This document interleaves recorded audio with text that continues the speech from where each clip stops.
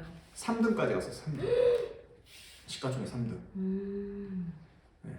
원래 삼성전자 1등이었고 네. LG 에너지솔루션은 들어온 지 1년밖에 안 됐고 LG 화학에서 분할된 거예요. 나눠진 거예요. 원래 1등 삼성전자, 2등 하이닉스, 3등 굳건한 네이버였는데 네이버가 8등까지 밀렸고요. 카카오도 5등이었는데 9등까지 밀렸어요. 그만큼 무슨 얘기다? 네이버, 카카오가 많이 빠졌다. 작년 한 해 동안 네이버 56%, 카카오 55% 하락했어요. 반토막이 난 거죠. 근데 네이버하고 카카오, 그 전에 먼저 제일 중요한 거, 주식을 투자할 때 핵심 제 영상 올리긴 했는데 이 영상 보셨는지 모르겠는데 핵심 4가지 요것만 꼭 기억해 주세요. 주식은 반드시 요 4가지를 확인하셔야 된다. 그 4가지가 뭘까요? 차트. 네, 맞습니다. 차트가 1번은 아니에요. 네. 차트는 제일 4번째고요.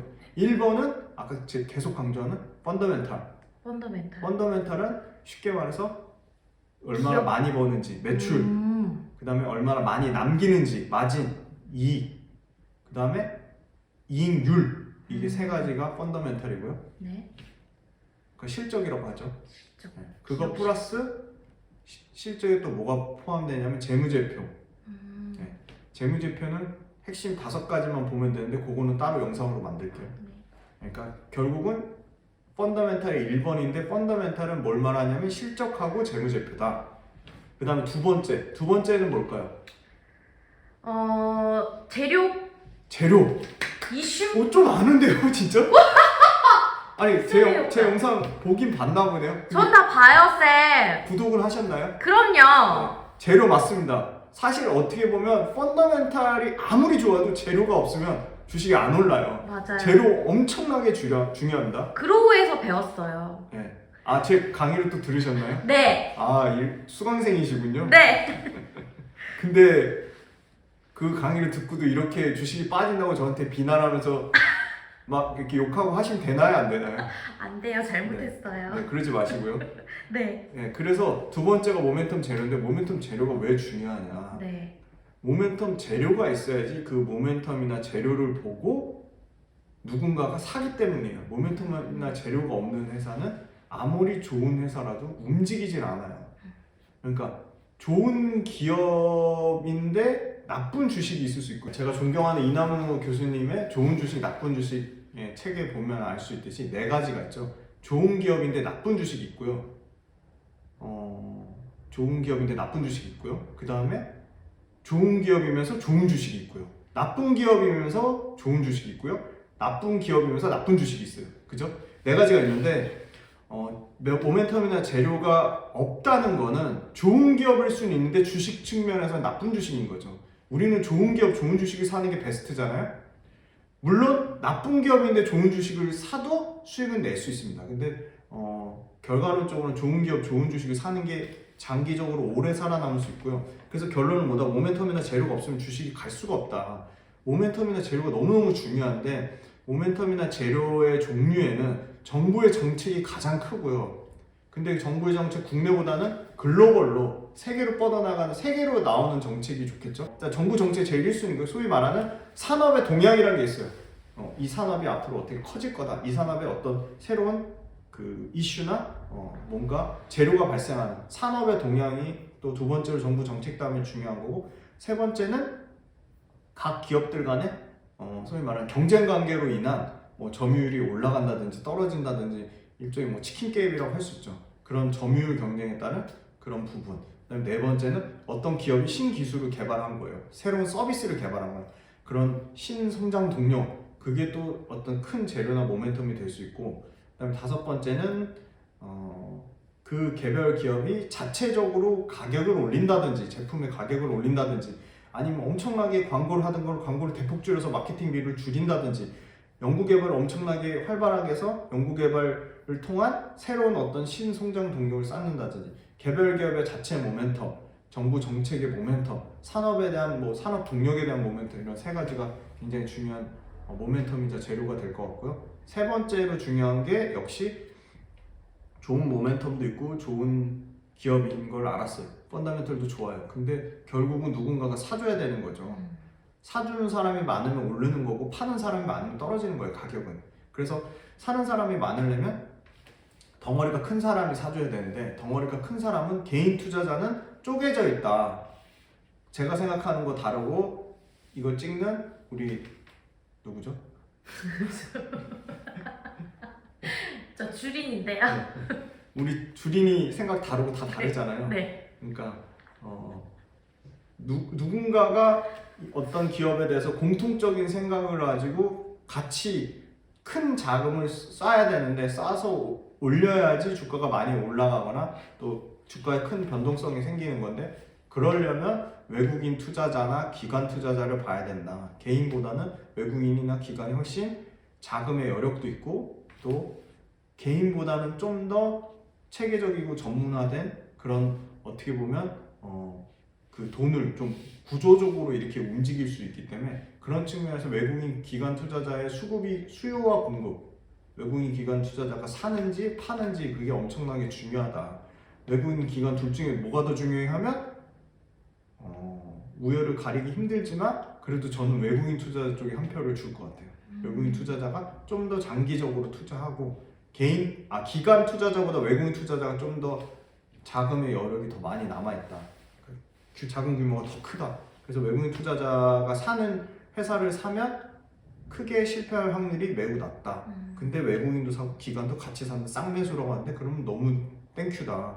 그러면 확률이 외국인만 살 때 50%라면 외국인 기관 같이 사면 80%까지 확률이 올라간다. 그래서 외국인 기관의 소위 말하는 사는지 수급 그게 세 번째로 중요하고 네 번째가 차트입니다.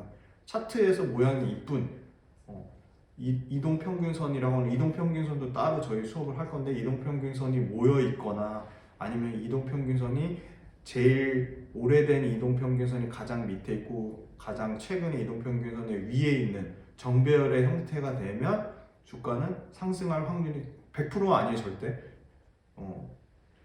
정배열을 됐을 때 주가가 올라갈 확률이 높다. 그런 측면에서 차트도 봐야 된다. 그래서 이 네 가지가 동시에 만족하는 회사를 사야 된다. 그래서 그 측면을 봤을 때 네이버는 여러 가지 첫 번째 카카오랑 같이 이 플랫폼에 대한 여러 가지 부정적인 이슈로 도매급으로 매도됐어요. 그래서 가격이 너무 싸졌어요. 주식의 가격이 싼 것만큼 매력적인 부분은 없다는 이런 어떤 격언도 있어요. 주가가 싼 것만큼 매력적인 부분은 없다. 그래서 55%나 싸졌고 55%나 싸졌고 그 다음에 두 번째는 금리를 계속 올리면 금리를 올리는 거에 대해서 성장주라 하면 앞으로의 그 실적 앞으로 매출과 이익이 늘어날 거를 담보로 밸류에이션 그러니까 밸류에이션은 쉽게 말하면 그 회사를 다른 사람들이 어떻게 보는지 평가예요.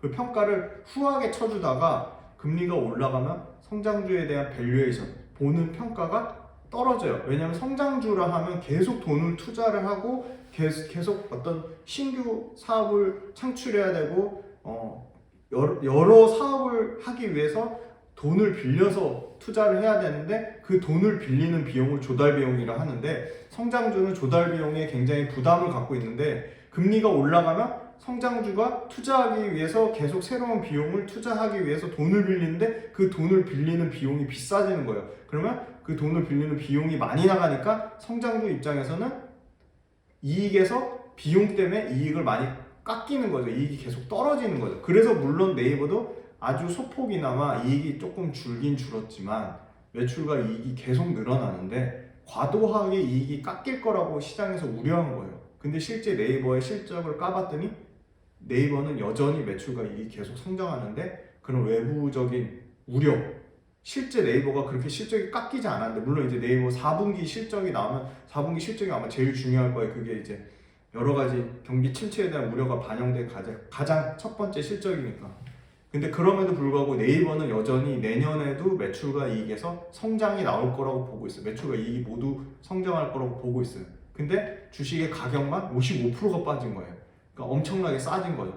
그리고 두 번째는 네이버는 재무 구조가 너무 탄탄해요. 네이버는 매출이 2015년부터 한 번도 2019년 코로나 때 딱 한 번 역성장했고요. 올해도 한 8조대.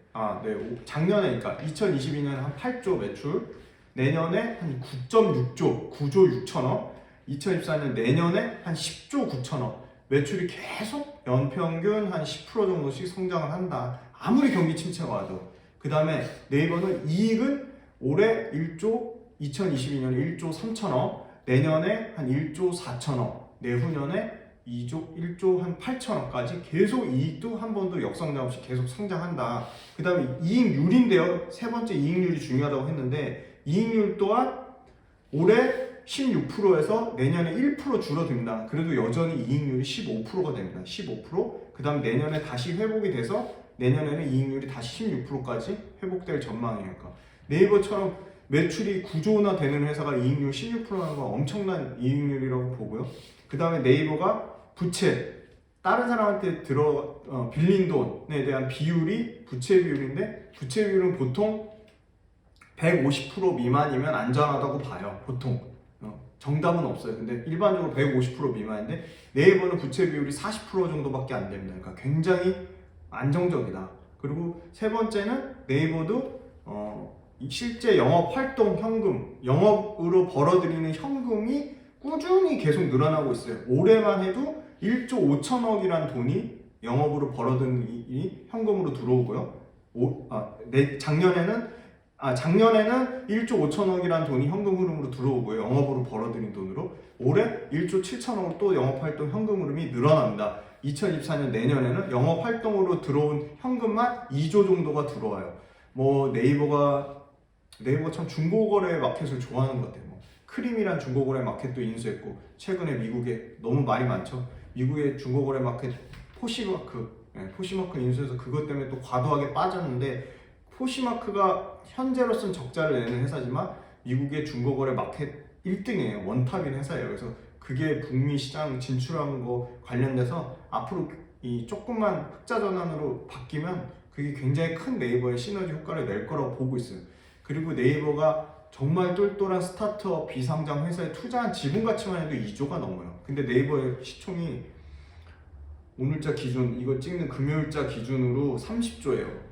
그러니까 네이버가 그런 포시마크 지분 가치, 그 다음에 네이버가 웹툰 관련돼서 투자한 지분 가치, 그 다음에 비상장 회사의 지분 가치, 이런 거를 전부 다 반영한 정도 수준이 안 될 정도로 지금 너무 싸다. 그리고 매출하고 이익이 줄어들 줄 알았는데 매출과 이익이 꾸준히 증가하고 있고, 이익률이 꺾일 줄 알았는데 이익률도 여전히 증가하고 있고, 그리고 외국인은 여전히 외국인 지분율 한번 볼게요. 가장 주가를 올릴 수 있는, 가장 소위 말하는 주가를 올리는 핵심 외국인은 여전히 48.6%나 네이버를 들고 있어요. 거의 외국인 회사예요. 48.6%. 절반 이상의 지분은 네이버를 외국인이 갖고 있어요. 그리고 네이버는 정말 우리나라 이 소상공인의 땀과 피와 그걸로 네이버가 굴러가고 있잖아요. 그 네이버의 여러 가지 광고나 커머스 마켓은 다 우리나라 소상공인이 살리는 마켓이에요. 그래서 네이버가 죽을 수가 없어요. 물론 정부에서 플랫폼을 규제하고 그러면 그럴 때마다 휘청휘청 하는 부분이 있지만, 타격은 있지만, 그만큼 네이버는 경고가 우리 생활에서 삶 속에서 뗄래야 뗄 수가 없다. 그래서 저는 카카오보다 네이버가 월등히 좋다고 보고 있고요. 카카오는 이제 막 국내에서 해외로 진출하려고 한다면 네이버는 엄청나게 지금 해외에 잘 돼 있어요. 이미 라인이 일본과 동남아시아에서 압도적인 점유율로 소위 말하는 우리 카톡처럼 네이버의 라인이 꽉 잡고 있고, 그 다음에 네이버도 컨텐츠에 엄청나게 투자를 많이 해서 컨텐츠 관련돼서 네이버 관련된 웹툰이 국내에서도 많아 압도적으로 1등이지만 글로벌로 진출하고 있고, 이 네이버 컨텐츠가 연평균 거의 85%씩 성장을 합니다. 매출과 이익이. 그러니까 엄청나게 네이버 성장성이 큰데, 지금 여러 가지 외부 변수에서 주가가 빠졌기 때문에 네이버가 지금 시가총액 1등부터 10등 사이에서는 가장 매력적이라고 보고 있습니다. 그럼 저 오늘 네이버를 사면 될까요? 저는 네이버 지금 18만 5천 원 이 가격대도 비싼 가격은 저는 아니라고 생각합니다. 네이버는 조금씩 사서 모으기 괜찮다라고 보고 있고요. 자, 그러면 네이버는 외국인이나 기관이 최근에 사고 있냐? 네. 보시면 최근 한 달 동안을 보면 외국인이 3일 빼고 폭풍 순매수를 하고 있고요.